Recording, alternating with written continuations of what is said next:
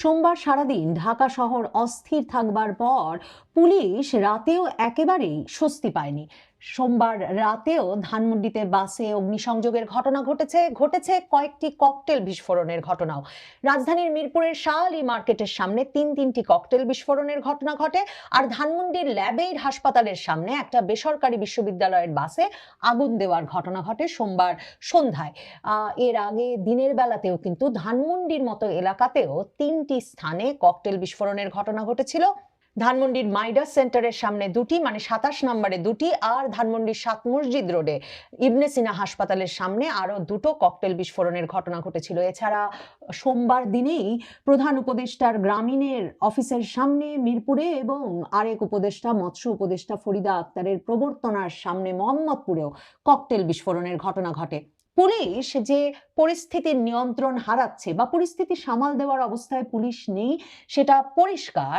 Police যখন ঝটিকা মিছিল ঠেকাতে আওয়ামী লীগের নেতা কর্মীদের গ্রেফতার করে যাচ্ছে, গতকালকেও গ্রেফতারের ঘোষণা দিয়েছে 34 জনকে, তখন বোঝা যাচ্ছে যে এ ধরনের নাশকতামূলক কর্মকাণ্ড বা অস্থিতিশীলতা তৈরির জন্য বা জনমনে আতঙ্ক সৃষ্টির জন্য যেসব কর্মকাণ্ড ঘটছে, কখন কোথায় কি ঘটে যাচ্ছে তা সামাল দেওয়ার কোনো সামর্থ্য এই মুহূর্তে পুলিশের নাই। এর মধ্যে রাজপথে তো আওয়ামী লীগের থাকবারই কথা। আওয়ামী লীগ কর্মসূচি ঘোষণাই করে রেখেছে 10 তারিখ থেকে 13 তারিখ। 13 তারিখ কি ঘটবে আওয়ামী লীগের কর্মসূচিতে সে বিষয়ে পুলিশের এখন পর্যন্ত কোনো ধারণা নাই।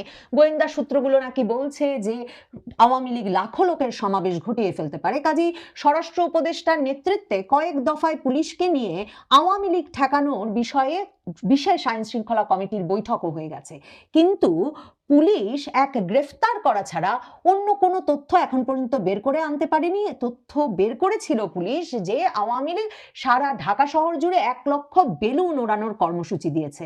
কিন্তু এখন এত যে ঘটনা ঘটে যাচ্ছে, মানে জায়গায় জায়গায় ককটেল বিস্ফোরণ হচ্ছে, জায়গায় জায়গায় বাসে আগুন দেওয়ার ঘটনা ঘটছে, পুলিশ কোনো গোয়েন্দা তথ্য আগে থেকে পাচ্ছে না, কোনো ঘটনা আগে থেকে বন্ধ করবার মতো। কারণ পুলিশ কি করে পাবে? এমনকি এমন একটা ঝুঁকিপূর্ণ স্পর্শকাতর সময়েও পুলিশের বদলি, পদে পদে রদবদল থেমে নেই। কালকেও পুলিশের ঊর্ধ্বতন কর্মকর্তাদের 5টি পদের রদবদল ঘটেছে।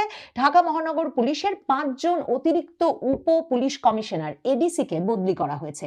পুলিশের রদবদলের বিষয়টা এখন এমনই হয়ে দাঁড়িয়েছে, মানে সকালে আপনি এক পদে কাজ করেন, তো বিকেলে হয়তো আপনাকে কোনো এক কর্মকর্তার অঙ্গুলি হেলনে বা ওই এলাকার রাজনৈতিক প্রভাবশালী ব্যক্তি কিংবা কোনো এক পক্ষ যেতে গিয়ে আপনাকে আরেক পক্ষের প্রতি পক্ষপাত দুষ্ট হিসেবে চিহ্নিত করে অন্য কোনো জায়গায় ফেলে দেবে, পাঠিয়ে দেবে। এটা পুলিশের সেই 2024-এর আগস্টের পর থেকেই একটা প্রথায় পরিণত হয়েছে। এই অবস্থায় পুলিশ কিভাবে এলাকার লোকজনকেই চিনে উঠতে পারছে না, কোনো একটা থানায় গিয়ে থিতুই হতে পারছে না, কোনো একটা এলাকায় গিয়ে সেই এলাকাটা চিনে নিয়ে বুঝে নিয়ে কাজ শুরুই করতে পারছে না, তার আগেই সেই কর্মকর্তা বা এমনকি পুলিশের একেবারে কনস্টেবল পর্যায়ের সদস্যদেরকেও এরকম ইচ্ছে মতো বদলি করা হচ্ছে। অথচ সরকার তাদেরকে চরম চাপে রেখেছে যে কি করে এলাকায় এলাকায় আওয়ামী লীগের মিছিল হতে পারে। এমনকি আপনাদের মনে থাকবে যে পুলিশ খেতে গিয়েছিল, এক এলাকায় মিছিল হয়ে গেছে যখন 2 জন দায়িত্বরত পুলিশ থানায় মাত্র ঢুকেছিলেন দুপুরের খাবার খেতে, সেই উপলক্ষে সেই পুলিশ সদস্যদেরকে প্রত্যাহার করে নেওয়ার ঘটনাও ঘটেছে। মানে পুলিশ আছে লাঠির বাড়ির উপর, কিন্তু পুলিশের কাছে লাঠি ছাড়া আর কিচ্ছু নেই। 2024-এর আগস্টের পর সরকার ঠিক করেছে যে পুলিশের কাছে আর কোনো অস্ত্র রাখা যাবে না। সকল পুলিশ সদস্যের অস্ত্র জমা নিয়ে নেওয়া হয়েছে। পুলিশের কাছে সত্যিকার অর্থে এখন আছে শুধু লাঠি, এবং প্রত্যাশা করা হচ্ছে যে যখন রাজনৈতিক পক্ষগুলো এমন একটা মারমুখী অবস্থানে এবং কারা অস্থিতিশীলতা ঘটাতে চাইছে, কেন এত ককটেল বিস্ফোরণের ঘটনা ঘটছে, কেন অগ্নিসংযোগের ঘটনা ঘটছে, কে কিভাবে সেটা ঘটাতে পারছে, যখন আওয়ামী লীগের এত শত শত হাজার হাজার নেতাকর্মীকে পুলিশ গ্রেফতার করে জেলে পুরে দিয়েছে, তারপরেও সেটা যখন পুলিশ বুঝে উঠতে পারছে না, তার কাছে কোনো গোয়েন্দা তথ্যও নাই, তখন পুলিশের হাতে আছে শুধুমাত্র লাঠি। এবং সরকার আশা করছে পুলিশ আবারও প্রাণের ঝুঁকি নিয়ে লাঠি হাতে যে কোনো অপরাধ দমনে সবার আগে ঝাঁপিয়ে পড়বে। পুলিশ সে কারণেই দেখা যাচ্ছে, শোনা যাচ্ছে সারা বাংলাদেশ জুড়েই অস্ত্র নিয়ে যখন পথে নেমে পড়ছে সন্ত্রাসীরা, শীর্ষ সন্ত্রাসী গ্রুপগুলোর মধ্যেও মারামারি হানাহানি হচ্ছে নিয়মিতভাবে, একেবারে শহরে প্রকাশ্য দিবালোকে সোমবার দিন ঢাকা শহরেও এমন ঘটনা ঘটেছে, পুলিশ তখন পৌঁছতে পৌঁছতে 1.5-2 ঘন্টা দেরি করছে। সংবাদ মাধ্যমগুলো সেগুলো নিয়েও অভিযোগ করছে, কিন্তু পুলিশ পাল্টা বলছে যে লাঠি হাতে তার পক্ষে এর চেয়ে বেশি তৎপরতা কি করে সম্ভব, সেটাও যাতে সরকারের তরফ থেকে উত্তর দেওয়া হয়।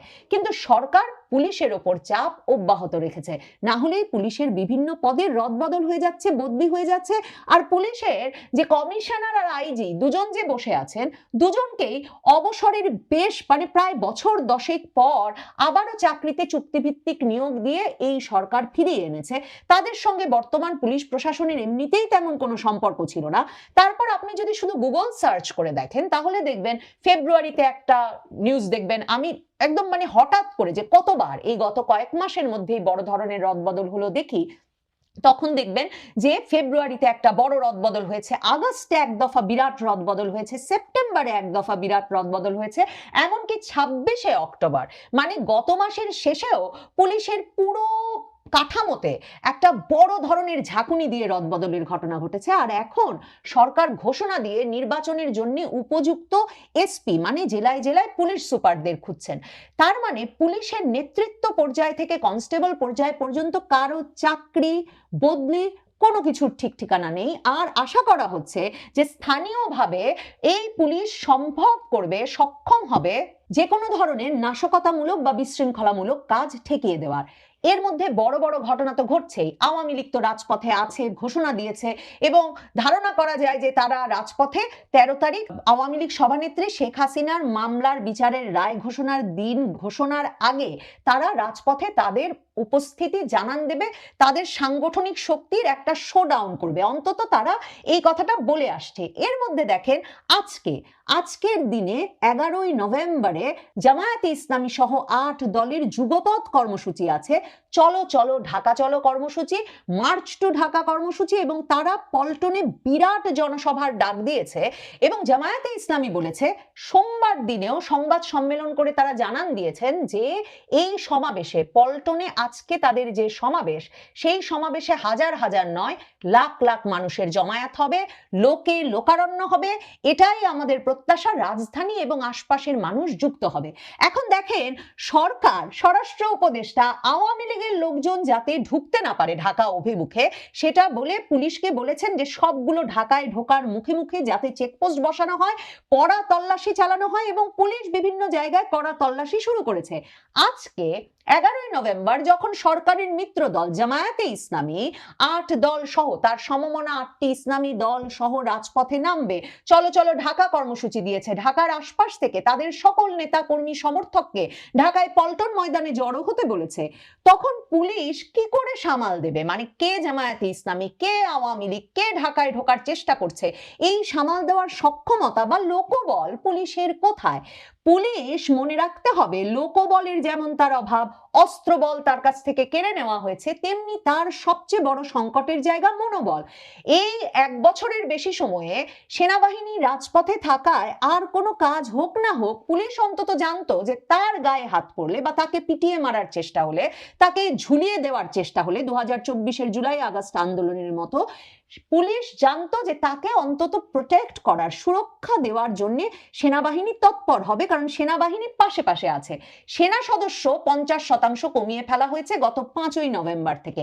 সেনা মোতায়েন আছে বটে, কিন্তু তারা সংখ্যায় এত অপ্রতুল, এত কম। আর ওইদিকে সেনাবাহিনীর শীর্ষ জেনারেলদের সিদ্ধান্ত যে সেনাবাহিনী এমন ভাবে এত রাজনৈতিক স্পর্শকাতর সময়ে সক্রিয় হয়ে উঠবে না, বা এই সংঘাতের মধ্যে নিজেকে সরাসরি সম্পৃক্ত করে ফেলবে না, একরকম দূর থেকে যতটা গা বাঁচিয়ে চলা যায় ততটা গা বাঁচিয়ে চলার চেষ্টা করবে। আর কোথায় হঠাৎ বোমা হামলা হয়ে যাবে, কোথায় বাসে আগুন দেওয়া হবে, কে কোথায় জড়ো হয়ে বাসে আগুন দিচ্ছে, বোমা হামলা করছে, এসব খবর তো আসলে পুলিশের গোয়েন্দা বিভাগের বের করার কথা।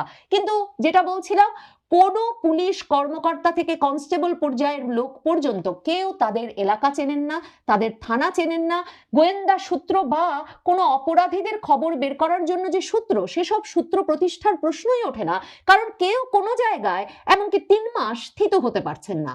এবং এ দফায় যে বদলি হচ্ছে সেই বদলিও কিন্তু সর্বশেষ বদলি নয়। নির্বাচনের কথা বলে বদলি করা হচ্ছে বটে, যদিও ঢাকা মেট্রোপলিটন পুলিশ আজকে যে 5 জন এডিসি কে বদলি করে দিল সেটা ঠিক কি কারণে বদলি করলো, এবং সব স্ট্যান্ডিং অর্ডার, মানে এখন বদলি কালকে থেকে কার্যকর হবে। তো সেই বদলির আদেশ তারা ঠিক কেন দিল সেটা যেমন জানা যায় না, কিন্তু একটা ব্যাপক রদবদল হচ্ছে। মানে 29 জেলায় দুদিনে 29 জন ডিসি, নতুন ডিসি পুরনো ডিসি মিলিয়ে একটা রদবদলের ঘটনা ঘটেছে। ভাবেন, বাংলাদেশে এখন নাকি আওয়ামী লীগ মাঠে নামবে বলে সরকার আতঙ্কিত। সরকার যে কোনো ভাবে আইন শৃঙ্খলা পরিস্থিতি নিয়ন্ত্রণে রাখতে সর্বোচ্চ সতর্কাবস্থায় আছে। এ সময়ে বিএনপি পূর্ণোদ্যমে তার নির্বাচনী প্রচারণা শুরু করেছে। এমপি পদে কে প্রার্থিতা পেয়েছেন, কে প্রার্থিতা পান নাই তা নিয়ে মাঠে কোন্দল, অস্ত্রের ঝনঝনানি চূড়ান্ত পর্যায়ে উঠেছে। জামায়াতে ইসলামী পথে নামার ঘোষণা দিয়েছে। এই অবস্থায় সরকার সারা দেশের 29 জেলায় নতুন ডিসি নিয়োগ করে দিয়েছে। এরকম পরিস্থিতিতে আসলে প্রশাসনে, পুলিশে কারো পক্ষে নিয়ন্ত্রণ বজায় রাখা কিংবা আইন শৃঙ্খলা পরিস্থিতি সামাল দেওয়া যে অসম্ভব, সেটা নিশ্চিতভাবে যে কোনো আন্দোলনকারী পক্ষের পক্ষে বোঝা একেবারে সহজ।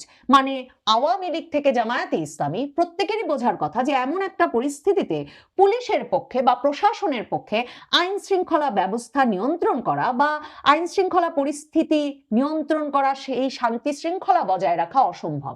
কাজেই যে কোনো পক্ষের পক্ষেই এই সময়ে আসলে আন্দোলন, সংগ্রাম, নাশকতা, বিশৃঙ্খলা, অস্থিতিশীলতা তৈরির জন্য এক মহা সুবর্ণ সময় হাজির হয়েছে, সেটা পুলিশও বোঝে।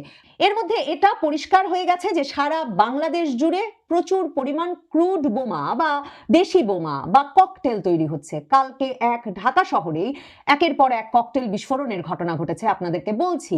তার পাশাপাশি মনে করে দেখেন, খ্রিস্ট ধর্মাবলম্বীদের চার্চে, খ্রিস্টান মিশনারি স্কুলে ককটেল বিস্ফোরণের ঘটনা ঘটেছে সম্প্রতি। সেগুলো এমনকি আন্তর্জাতিক সংবাদ মাধ্যমে খবর হচ্ছে। এত এত দেশি বোমা কোথায় তৈরি হচ্ছে? অস্ত্র তো লুটপাট হয়েছেই হাজারে হাজারে। 2024-এর জুলাই আগস্ট থেকে কদিন আগে সেনাবাহিনী বনলতা এক্সপ্রেস থেকে অস্ত্রের চালান উদ্ধার করেছে। বিমানবন্দরে আগুন লাগিয়ে অত্যাধুনিক অস্ত্র চুরি করে নিয়ে যাওয়া হয়েছে। হীরা সোনা দানা সেই চোর ধরে নাই, কিন্তু অস্ত্র নিয়ে গেছে। আসিফ মাহমুদ সজীব ভুইয়া উপদেষ্টা, তিনি হাজার হাজার তরুণ তরুণীকে সরকারি টাকায় অস্ত্র প্রশিক্ষণ দিচ্ছেন। আর তারা তো প্রস্তুত ছিলেনই 2024-এর আগস্টে সশস্ত্র অভ্যুত্থানের জন্য। তাহলে বুঝুন, একদিকে প্রচুর পরিমাণ অস্ত্র আছে বাইরে, তার উপর এখন বোমা তৈরি হচ্ছে, যেসব বোমা ব্যবহৃত হচ্ছে এবং যেখানে সেখানে ককটেল বিস্ফোরণের ঘটনা ঘটছে। গোয়েন্দা তথ্য ছাড়া, গোয়েন্দা সূত্র ছাড়া পুলিশ কার্যকর না হলে, সক্রিয় না হলে, সক্রিয় পুলিশ হবে কি করে? মানে পুলিশই পুরো ব্যবস্থাটা এভাবে ভেঙে পড়া অবস্থায় পুলিশের পক্ষে কি কোথায় কে অস্ত্র সংগ্রহ করছে, কোথায় কে বোমা বানাচ্ছে, আর কোথায় কে সেই বোমা নিয়ে গিয়ে কোন জায়গায় মেরে দিচ্ছে, এগুলো বের করা বা আগে থেকে ঠেকানো কিংবা প্রহরায় রাখা সম্ভব? আর লাঠি আশা করি বিষয়টি বুঝতে পেরেছেন।